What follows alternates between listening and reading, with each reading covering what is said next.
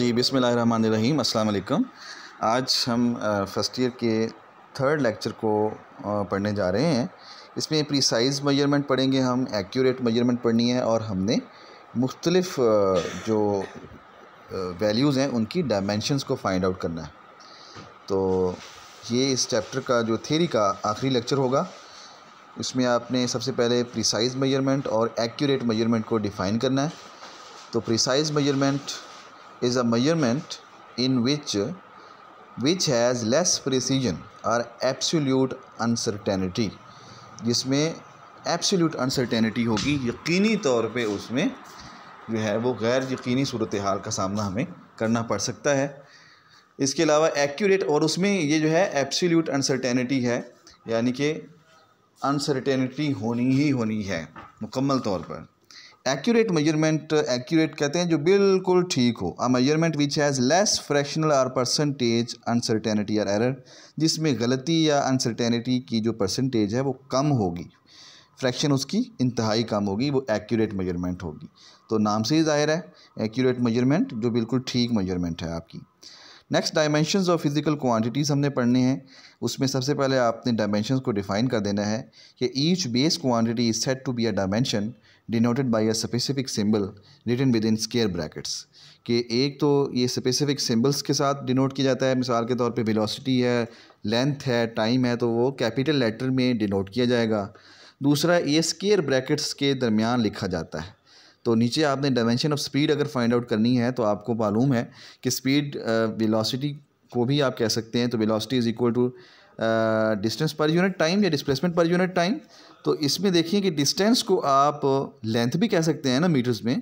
तो डिस्टेंस को आपने रिप्लेस कर दिया लेंथ के साथ, और नीचे अगर आप देखें तो लेंथ को आपने कैपिटल एल के साथ लिखना है। इसी तरह टाइम को कैपिटल टी लिखना है। ये टी जो है नीचे अगर इसकी वैल्यू पावर में 1 है, तो अगर इसको हम ऊपर ले जाते हैं तो ये हो जाएगी आपके पास टी रेज़ टू पावर -1। फिर इन दोनों स्क्वायर ब्रैकेट्स को आपने ज्वाइन करके इसको एक वैल्यू बना देना है L T power -1, L T raise to power -1 within the square brackets. तो ये डायमेंशन ऑफ स्पीड है आपके पास। ये शॉर्ट क्वेश्चन बहुत इंपॉर्टेंट है। डायमेंशन की वैल्यू डिफाइन पूछ सकता है, या किसी भी स्पीड, फोर्स या एक्सेलरेशन की वो डायमेंशन फाइंड आउट कर सकता है। इससे related question, short question exercise में भी है, तो आपको ये टेक्निक समझनी चाहिए। इसमें कुछ भी नहीं है, सिंपल फार्मूले को आपने कैपिटल लेटर्स में शो करके स्क्वायर ब्रैकेट्स के अंदर बंद कर देना है, और बाद में उन स्क्वायर ब्रैकेट्स को भी ज्वाइन करके एक ही सेट बना लेना है आपने। सिमिलरली डायमेंशन ऑफ एक्सेलरेशन जो है वो आपके पास क्या है, डायमेंशन ऑफ एक्सेलरेशन आपके पास जो है, एक्सेलरेशन का फार्मूला है वेलोसिटी पर यूनिट टाइम।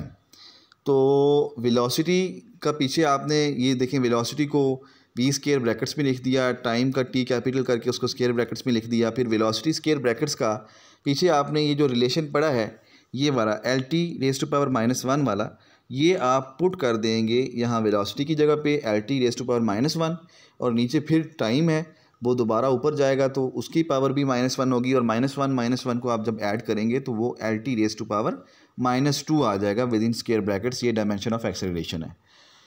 नेक्स्ट आपके पास डायमेंशन ऑफ फोर्स है। तो फोर्स का formula F is equal to M A, Newton second law of motion के मुताबिक F is equal to M A है। आपने उनको स्क्वायर ब्रैकेट्स में बंद किया, M को कैपिटल कर लिया, और A जो एक्सेलरेशन स्क्वायर ब्रैकेट की डायमेंशन है उसकी वैल्यू ऊपर आपको ये नज़र आ रही है, ये है एल टी -2। ये वाली वैल्यू आपने इस A की एक्सेलरेशन की डायमेंशन में लिख देनी है। तो ये एल टी -2 आ जाएगी। फिर M वाली जो M और एल टी -2 को आपने कंबाइन कर दिया, ज्वाइन कर दिया, इन दोनों स्क्वायर ब्रैकेट्स को ज्वाइन करके एक ही स्क्वायर ब्रैकेट के अंदर लिख दिया M L T raise to power -2। तो इस तरीके से आपके पास फोर्स की डायमेंशन भी आ सकती है। तो डायमेंशन की डिफ़ाइन, फोर्स, एक्सेलरेशन और वेलोसिटी की डायमेंशंस ये बिल्कुल आपको करनी चाहिए। ये टेक्निक भी इंतहाई सिंपल है, इसको आप समझें और इसकी प्रैक्टिस करें। Using this method of dimensions is called dimension analysis. तो ये जो मेथड है जिनमें हम डायमेंशंस को यूज़ करते हैं, ये मेथड कहलाता है डायमेंशनल एनालिसिस। तो ये आज का लेक्चर था जिसमें हमने डायमेंशंस को स्टडी किया है और प्रिसाइज़ और एक्यूरेट मेजरमेंट के बारे में हमने पढ़ा है। उम्मीद करता हूँ कि आपको लेक्चर की समझ आई होगी। किसी भी किस्म का कोई क्वेश्चन हो आप व्हाट्सएप कर सकते हैं और अपना कन्फ्यूजन जो है वो बिल्कुल दूर करें। और शेयर करें अपनी इन्फॉर्मेशन को। कोई कन्फ्यूजन है तो वो आप क्लियर करें। और ये आपकी जो थियरी थी कंप्लीट हो गई है आज इस चैप्टर की। और मंडे वाले दिन हमने इसका जो है वो एक ऑनलाइन जो है वो आप लोग टेस्ट सबमिट करवाएंगे। मैं जो है वो टेस्ट पोस्ट कर दूंगा और मंडे को आपको इसकी थियरी का जो है वो टेस्ट होगा। उससे पहले जो है वो हम इंशाल्लाह इसकी एक्सरसाइज की जो शॉर्ट क्वेश्चन है वो कर लेंगे। तो मंडे को जो टेस्ट हमने लेना है वो कंप्लीट हो जाएगा जी आपका पहला चैप्टर शॉर्ट क्वेश्चंस के पॉइंट ऑफ व्यू के साथ। तो उम्मीद करता हूँ कि आप अपनी आज का लेक्चर जो है वो तैयार करना है और अपने नोट्स भी तैयार करते जाएं। असाइनमेंट जो आपके पिछले लेक्चर की थी वो अभी तक किसी बच्चे ने मुझे सबमिट नहीं करवाई, तो वो भी आप व्हाट्सएप करें। असाइनमेंट्स के लिए आज का दिन है, वो आप लाजमी व्हाट्सएप करें जी। Thank you very much. Stay safe, stay home. Allah हाफिज़।